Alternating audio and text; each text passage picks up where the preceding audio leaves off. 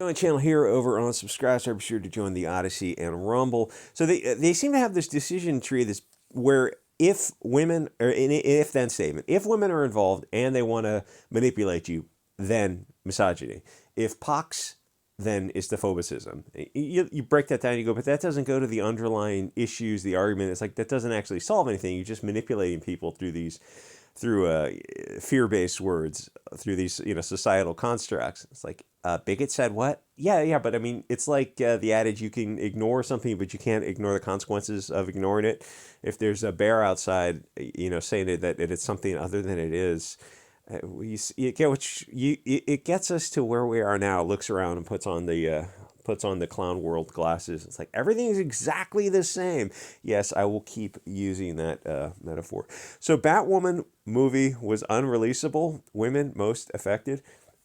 It's how bad does a movie have to be unreleasable? And not, I mean, to make the whole thing, to get through it, make it, and get to the end and go, yeah, we're just gonna have to. We're just gonna have to throw this one out. It hurts the brand more than it helps us. That's a pretty bad movie. If you've ever seen the Batwoman TV show, you might know somewhat of what I refer to. Authorities Unlimited did Batwoman reviews when it was on the air a couple of years ago. It went for 3 seasons. How? I don't know. It was just as bad as he described it. So the Mary Sue has not happened. I love the Mary Sue. I like Leishman more. She's my favorite because she writes about just the fluffy nonsense type of stuff, and it's just kind of cute to see someone who's just kind of so silly talk about silly things. I don't know. It's a little bit of a white pill, even though she's, the thing she's like, if she got all the things she wanted, it's like nobody would watch all the movies they're advocating for. Because I mean, those movies are out there. It's like they're woke and nobody's seen them right now. Oh no, they need to get woker, so fewer people will see them. They don't seem to like make that next step. But the South Park where you do these things and then you skip over a step and then you profit. It's like you realize people still have to profit, right? You get that. So Mary Sue is not happy about Zaslaw not releasing Batwoman, but the outrage is dealing with identity politics and not with the film at all. They don't care about the film. It's just a vector to carry the disease or the vehicle to carry the globalist nonsense message of the day. Whatever is the soup du jour for them. I mean, right now it's, I don't know. I guess trans is probably a big issue, which oddly enough, you're not seeing. They haven't really crossed that Rubicon yet in movies where they're putting them in everything yet, which I totally encourage because if you're going to accelerate things, you might as well accelerate things. So we have an entirely different perspective on the role of pop culture in Hollywood. Movies, for sure, can be more than just escapist entertainment. They can do many things. But to the left, who is brainwashed by toxic globalism, movies and comics only serve to push a narrative. I've heard interviews with people who were in the comics industry, the left-wing comics industry, and they were talking about the stuff wasn't selling, but they needed to keep doing it anyway because the goal of it as propaganda is the only thing that matters. And they're openly saying this. You go, what about the customer? They really legitimately don't care. It's like, but you can't force people to buy this. Like fewer and fewer people are seeing this. Collectors might be buying it for the covers and putting it on their shelves. But I mean, you're really not getting that message across when it's so heavy-handed. Anyway, so this isn't like a woke preachy moment here and there where they drop a heavy-handed message. This is the whole point of this film and films in general. The only goal is to have actors in it who, I mean, there's no shortage of films over the past 10 years that have gone down this path and then not had a return on their investment. Like, it's such a humorous, we need to go support the Elizabeth Banks, Charlie's Angels, or Birds of Prey. It's like, you really don't need to support billion-dollar industries in any way, shape, or form.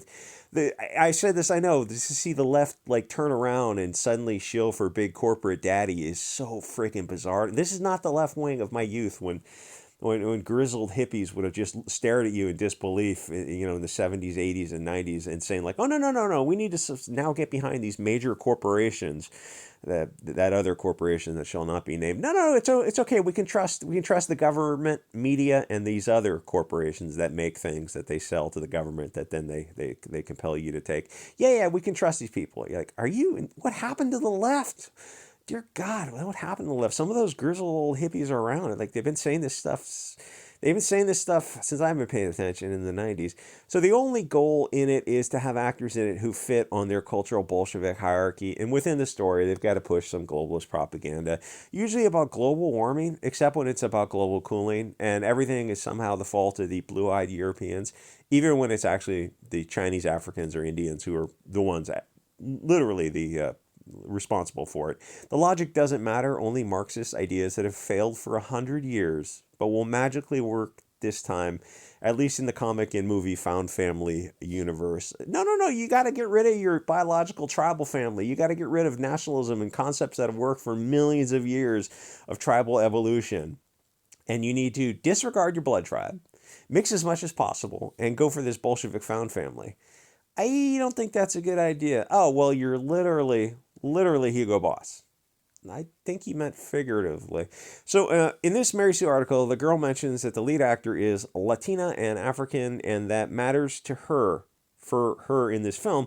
It's a positive, and Zaslav has fair skin, and that's a negative, and a bunch of the other actors are women, which I suppose now they know the definition of. They say we have like only a few jokes, but it doesn't really take the joke away because they don't really have an answer to these things. They look at Batwoman.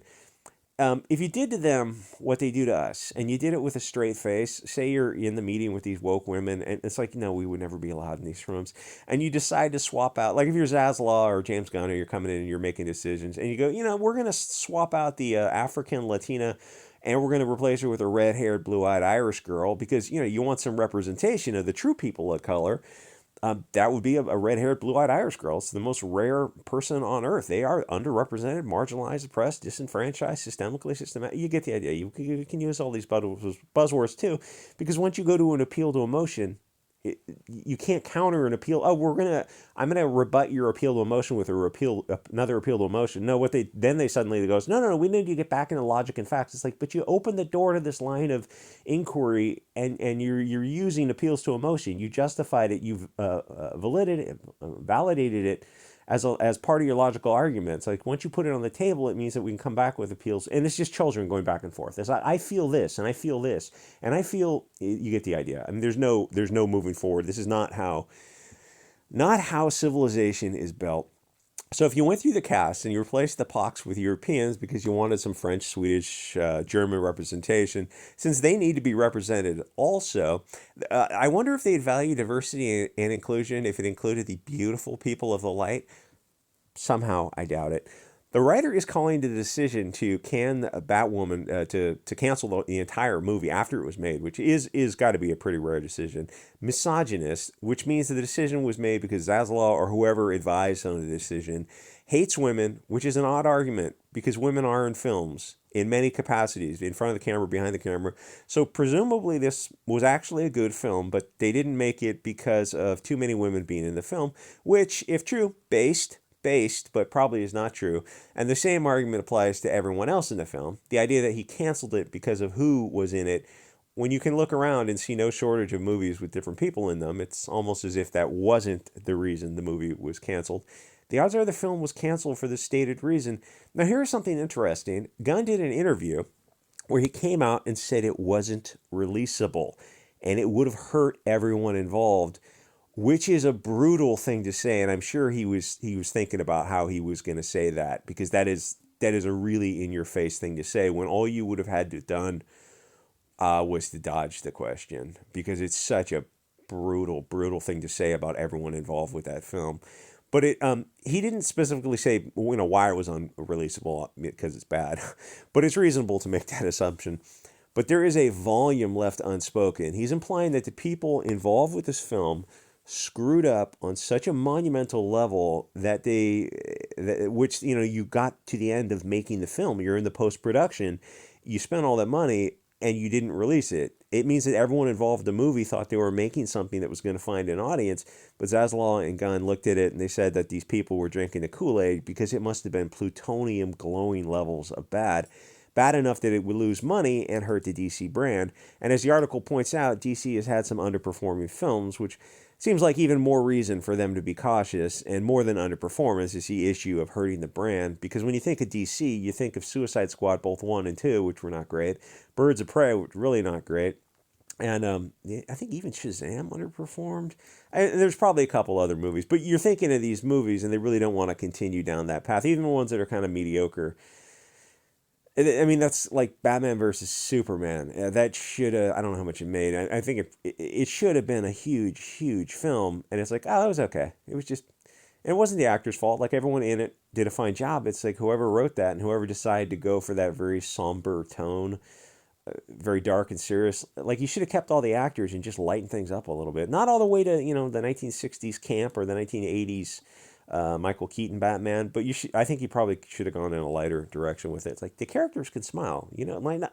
They take that dark and gritty thing and they're just stamp that on DC. We're going to be dark and gritty. Like you probably want to open up a little bit beyond that. Because you have actors who legitimately can't act. It's like Gal Gadot's not the only one who's allowed to smile in the movie. The other two guys can also. Anyway, so to the useful idiots at the Mary Sue, they think the fact that the lead actor has got these three traits, African, Latina, and female, that it was necessary to make the movie because of those characteristics. But allow me, Istaphobe says what? To just ask a simple question. Do these traits help sell the movie? To bring it back into the pragmatic. It seems like such a simple, basic question because after all, this is a marketplace. Yes, it's an artistic one, but the goal isn't to make movies that nobody sees. Nobody saw The Woman King or Charlie's Angels or the female version of Terminator or the X-Men, X-Woman, that one that came out. And there was a couple others that came out that are just they underperformed. Nobody saw them. A movie has got to entertain and inform, but before it can do that, you have to sell a ticket. That's the start of the decision tree. Does the potential customer buy the ticket? Because if he doesn't, then everything else is moot. And when they see Charlie's Angels, Woman King, obviously, that was for a very, very select audience. A POC female audience and then a woke female audience. And even they probably didn't turn out to see it because I think it still lost money. There's a couple other movies like that, but when the general audience, the general male audience, is looking at Charlie's Angels or female Terminator, or the general audience, male and female, they see action films, action adventure films, intrigue, spy versus spy type of stuff. Male audience clicks, and then you see who's in it, and the male audience disappears, and the female audience doesn't want to go see an action film. So who saw Charlie's Angels, female Terminator? Nobody. The movie's bombed. So because they didn't know what they were doing, they just wouldn't admit the realism of, oh, this is a male audience film. We have to sell to that male audience, and they just didn't do that. Anyway, the thing is, if you see these kind of things, they're just not going to buy tickets for female Afro Latina Batwoman. And I'm not saying she was the issue because Halle Berry was great in everything she was in, even if the movies were written to be kind of very campy movies of the 90s, early 2000s. And the thing is, those movies were also woke. I went back and watched, what was it, Catwoman or Batwoman? I think Catwoman, I think that was the one she was in. Those movies were woke. If you watch them, you can see like, oh, even 20 years ago when they made that, all the bad guys were green or blue-eyed, men of Europe. But those movies weren't yet to the insane levels of woke we have now. These new films are next level woke. But if you have fond memories of those older films, go back and rewatch them and tell me who the antagonists are. How many times are you gonna find blonde hair, blue eyed men as the guys who are committing large scale Malum and Say events? Like even in was it Die Hard with Bruce Willis? Was it it's the Germans who are committing this large scale Malum and Say event? The blonde hair, blue eyed Germans. That's weird. Isn't that weird? I mean, wouldn't you think of some other group that might be more logical? Oh no, we're gonna make like a Russian cartel be the bad guys in John Wick. Oh, seems a Russian cartel, huh? Yeah, Russian cartel. Maybe the Italian mafia will be the bad guys. Oh, the history of the mafia is actually interesting. Don't say anything in the comments, but I think a lot of people you get where I was going with that. Movies even in the past that you think you have fond memories of, and you go back and rewatch them, you're like, these movies were not as good as you remember because they always did this kind of stuff. Like they just couldn't. Even comics, like I remember the '86 Dark Knight Rises, that graphic novel. You go back and go, oh, so this gang. Who wrote that shit? I want to say Alan. I don't know if it's Alan Moore. I don't remember. He's the guy who wrote Prometheus also. I wish I hadn't given these graphic novels away. maybe it was Alan Moore, did Prometheus and the Dark Knight Rises. I know there's some comic book nerd here in this. Like, how dare it wasn't Alan Moore? The thing is, the gangs even back down in the '80s, like, so it's this fair gang leader in it's Gotham City. It's fictional. Yeah, okay, but I mean, it's like, you know what I'm saying with that. It's just so fucking cringy. Anyway, thanks again to you, Vegan, Ireland, everyone else over at Subscribestar. Click the links, join the Rumble, and if you make videos, you absolutely want to get on Rumble. It's going to be better for you than YouTube. And I'll see you guys all next episode.